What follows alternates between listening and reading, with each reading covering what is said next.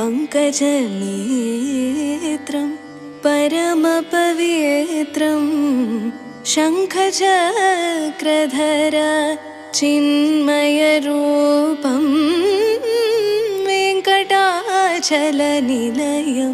वैकुण्ठपुरवासम्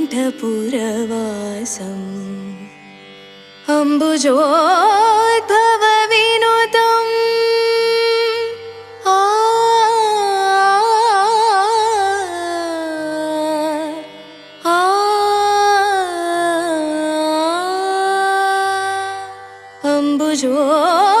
अम्बुजोद्भवविनुतम् अगणितगुणनामं